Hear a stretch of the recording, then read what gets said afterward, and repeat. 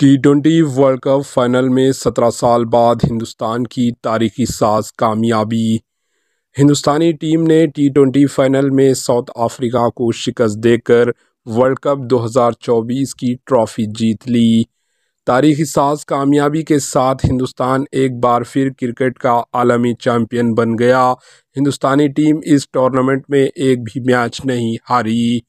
टी20 world cup की तारीख में ये पहला मौका है कि किसी टीम ने बगैर कोई मैच हारे ट्रॉफी जीती है। हिंदुस्तान ने दूसरी बार 20 वर्ल्ड कप जीता है। साल 2007 में पहली बार महेंद्र सिंह धोनी MS धोनी की टीम ने हिंदुस्तान को इस फॉर्मेट में आलमी चैंपियन बनाया था। हिंदुस्तानी टीम को ये ट्रॉफी 13 साल बाद मिली है। फाइनल मैच में हिंदुस्तान की शुरुआत काफ़ी ख़राब रही। कैप्टन रोहित शर्मा 9 रन बनाने के बाद आउट हो गए तो ऋषभ पंत अपना खाता भी ना खोल सके। सूर्य कुमार यादव सिर्फ 3 रन बना सके। ताहम इसके बाद विराट कोहली और अक्षर पटेल ने 34 रन पर 3 विकेटें गिर जाने के बाद मुश्किलात के शिकार टीम इंडिया के कमान संभाली।